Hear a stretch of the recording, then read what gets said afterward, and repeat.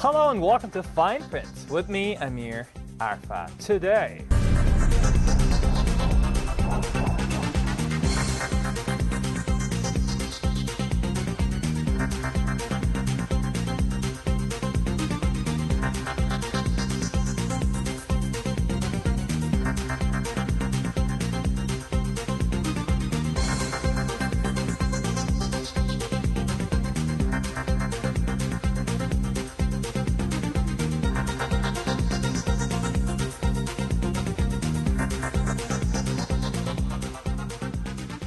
Barack Hussein Obama signs into law another round of unilateral U.S. sanctions against Iran, sanctions that were passed by U.S. Congress with overwhelming numbers.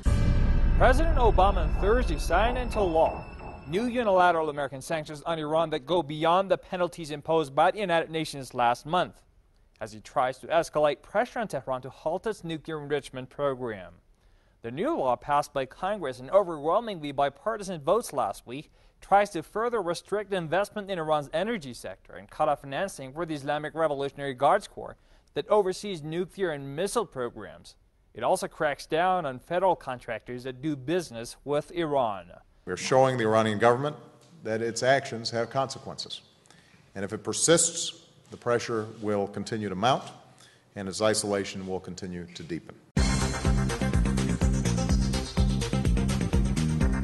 You know, criticizing Iran in America has never lost a politician a vote. You know, we have a historical memory of the hostage crisis in the same way that Iranians have a historic memory of the Airbus, Iranian Airbus being shut down actually on July 3rd. The U.S. has still not apologized for the destruction of a civilian airliner.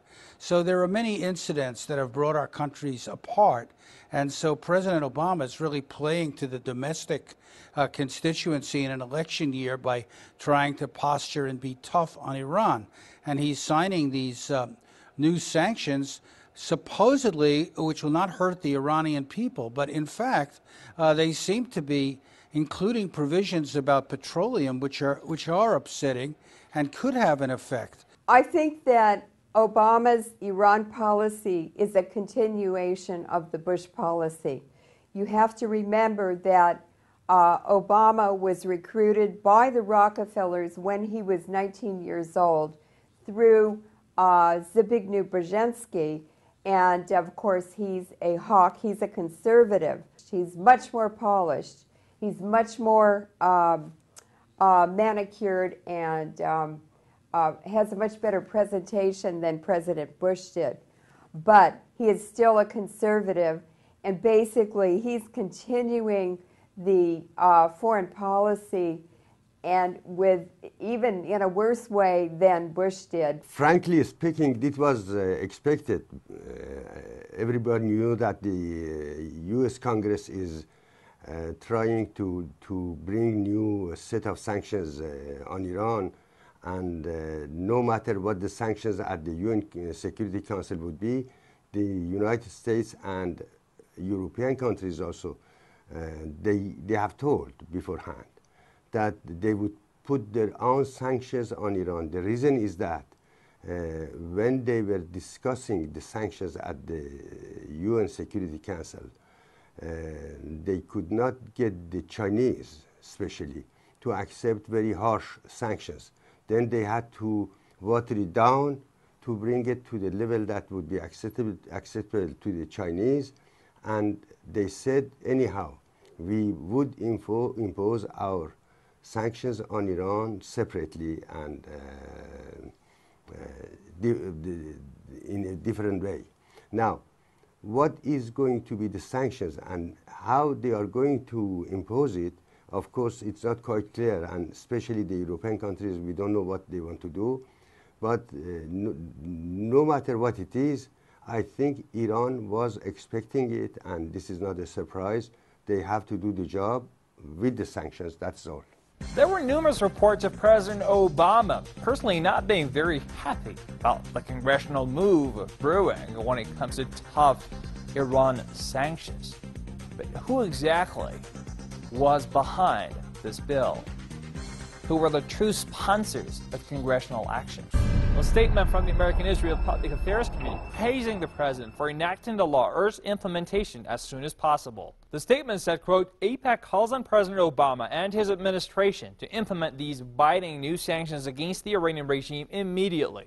If implemented, these sanctions will dramatically raise the price Iran pays for continuing its illicit nuclear activities. Always, in the past at least 3-4 decades that I have been an observer of these phenomena, it's Congress where the Israel lobby exercises its influence the most. There have been presidents like Jimmy Carter and Bush Sr. Who have tried to resist in a small way to try to reduce the dependence of the United States on Israel, the cozy relationship. And it's always been Congress who has attacked that president and made him regret that move and made him take back that move. So it's not surprising that this vote is so lopsided. Well, I do think the pro-Israel lobby is a factor here, but I wouldn't want to overemphasize it because I think there are lots of factors, and the problem is all the factors are pointing in the same direction. That's why you're getting lopsided votes. We've had votes on sanctions before where you've had a pro-Israel lobby voting for something, and they haven't been 100-0. So I think it's a factor, but I wouldn't. It would be a mistake. It would be a political error if people in Tehran sort of see it only through that prism. Remember, it's not just Israel that would not welcome better U.S.-Iranian relations. The Arab countries do not want better U.S.-Iranian relations because they see it as a zero-sum game. And if Iran has better relations, then that means, in their logic, worse relations with the Arab world. The Russians, it's not clear to me that the Russians want the U.S. and Iran to have better relations because that reduces their leverage. So there really aren't a lot of people out there who want to see good relations between the U.S. and Iran. If you go to AIPAC's own site, America's pro-Israel lobby doesn't pull a single punch boasting about its ability to shape policy inside Washington, especially when it comes to Iran. For more than half a century, the American Israel Public Affairs Committee has worked to help make Israel more secure by ensuring that American support remains strong. From a small pro-Israel public affairs boutique back in the 1950s, AIPAC has grown into a 100,000-member national grassroots movement described by the New York Times as the most important organization affecting America's relationship with Israel. As America's leading pro-Israel lobby, AIPAC works with both Democratic and Republican political leaders to enact public policy that strengthens the vital U.S.-Israel relationship.